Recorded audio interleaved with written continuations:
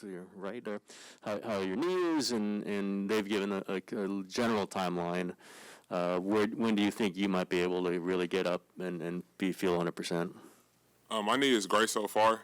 Really just taking it day by day. The time and the date is unknown, but I can do individual workouts at training camp and stuff like that. So just getting myself ready.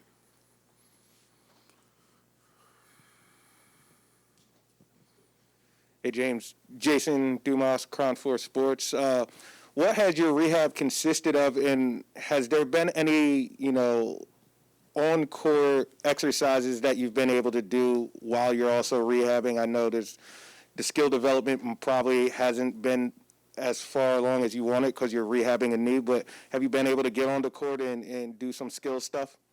Yes, sir. I've been doing a lot of shooting and just watching a lot of film, but also just doing footwork and stuff like that to just keep my lateral movements sharp and just doing a lot of lateral movements and really just doing a lot of the intangibles that I can do so that I can get back 100%. So just taking it day by day.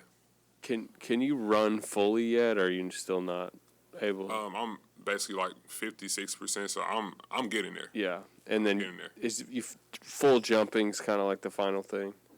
Really, it's just a consistent basis. It's just day to day. Okay. So basically, just like how I feel. I want to ask you about assistant coach they hired, Dion. I know he's been working with you a bunch. What have you thought about that relationship so far and his coaching style? He's great. Everybody's great on the staff. I love everybody on the staff, but really right now he's just teaching me just like the basic fundamentals of the game, details of the game, and just telling me like things that I need to work on, and we're just working on them in the gym, and we're just working every day. So, yeah. James, is there something that you learned from last year, or maybe a couple of things you learned from last year that you say, okay, I'm going to be different at this or that this next year? Basically just reading the patterns on defense, making sure that I call out the patterns on defense earlier, and really just staying out of foul trouble. So just defending without fouling and just using my verticality more because I can be a threat at the rim if I use that correctly. So I'm just pounding it every day. So just watching film and just doing stuff like that so I can improve. James, could you kind of take us through kind of your initial reaction when you found out about the injury and that you'd have to miss the rest of the season, and how did you move past that initial disappointment? It was a crazy moment, that game. I was down in tears, and I wasn't really I was like kind of out of it because I wanted to be out there playing. But, I mean, it's life, and that's a part of the game. And sometimes you get thrown a lot of curveballs, but you just got to keep going with the flow and just keep moving forward. So, James, what's it like to have two guys now on the team younger than you? Do you feel like you're a veteran? Does it make you feel older? Does it make you feel younger to be with them? And what's it be like to have kind of this young group now? I'm not a veteran yet. I still got to earn my stripes. So really, this is my second year, and I just turned 20. So I'm still learning as well.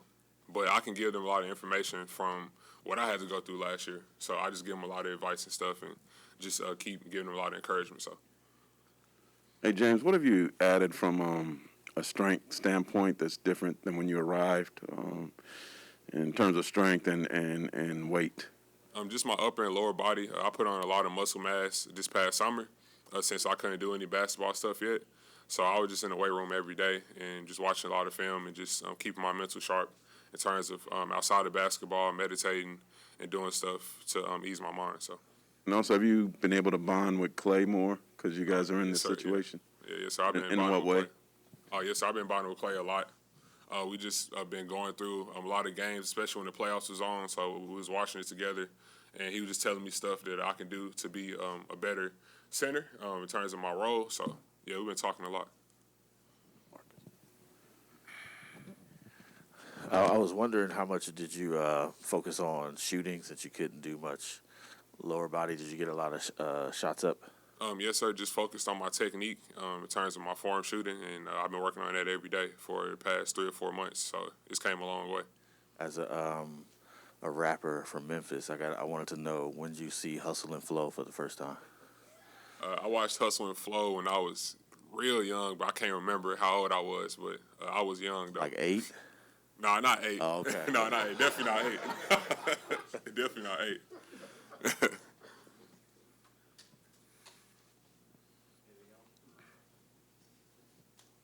Speaking of Clay, you've been on the boat with Clay. I saw video evidence of that. What is that trip like? What's it like hanging with Clay on that boat?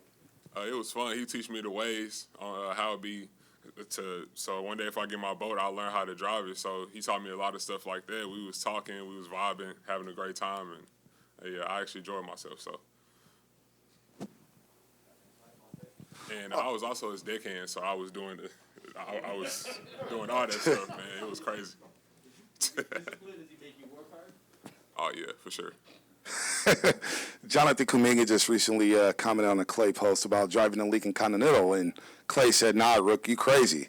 Now, what do you know about Jonathan Kuminga driving, and has Clay let you drive the Lincoln Continental drop top? I mean, that drop top was nice. I actually seen it, but I actually didn't see the post like that because I don't be on social media a lot. But other than that, it was cool. I'll say that. What's that aspect of this team like? Last year you were kind of like the young guy, obviously the rookie. Yeah. Now you have two rookies under you. Obviously Jordan Poole's kind of part of the younger core. Right. Do you like that you kind of have this emerging younger core? Yes, sir. Anthony, it's better this year because last year we was in a pandemic. It was weird. We didn't have no fans, and I got thrown right into the fire. So this year is going to be way better because I learned a lot. And then having a young core is going to be way better, too, in terms of our development. So I can't wait for that. James Ryan, Covey, 95.7. You had an up-and-down rookie year, but what are you most proud of? Because you had some really nice moments last year. I'm proud of just still going, not giving up. And I'm proud of that because I learned a lot of stuff from last year, even though the injury sucks but it happens. But, I mean, none of that gets me down because I'm strong. So, I mean, I can withstand anything. So, yep. Hi, James. Janie McCauley from AP. Along those lines was kind of my question, but what did you learn from last season, and the nights and the days that you were really hard, and then the triumphs? I mean, what can you take and say? Okay, I got through this. This didn't go right. This didn't go well. Janie, nobody's perfect. No human on this earth is perfect. So. Really, I just go day by day, just want to work hard. I have a courageous mind, so I ask all the questions.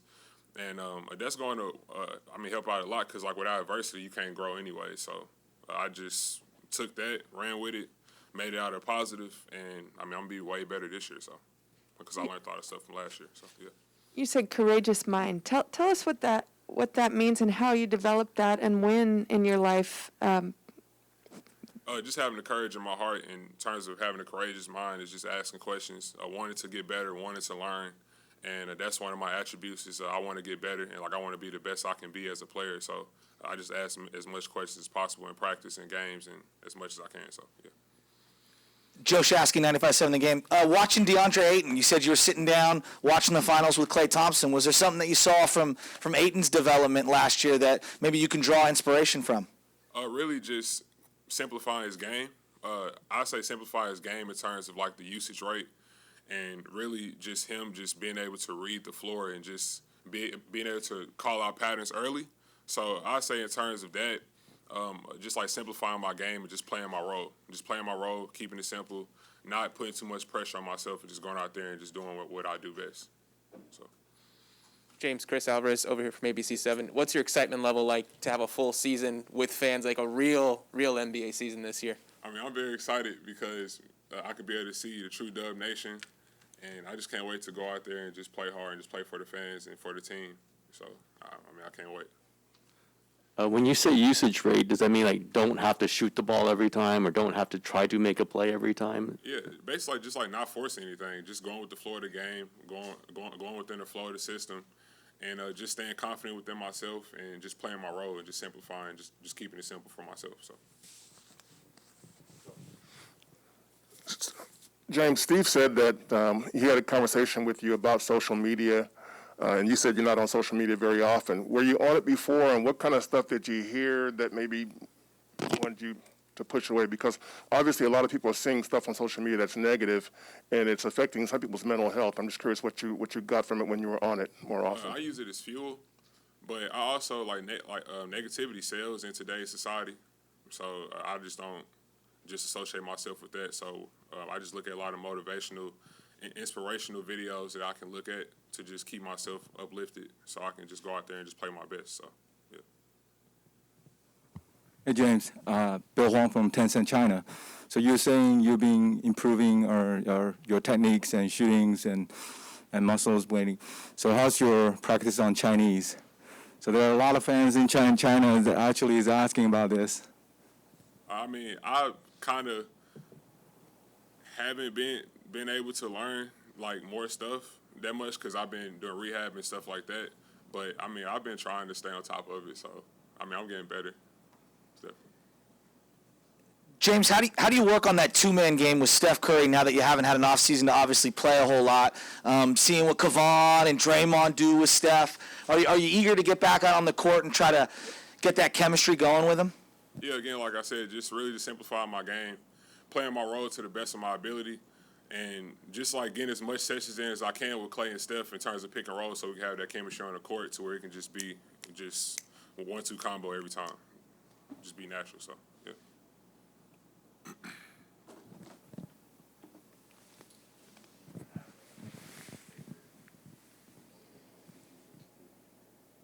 I say, I mean, it's a lot of different ones, but I really say Kobe. Kobe Bryant got like one of the most notable quotes, best quotes, especially. I watched all the interviews that he did, and it's very inspirational to me. So, yeah. You're gonna do that one day, huh? Oh, probably, yeah, most definitely.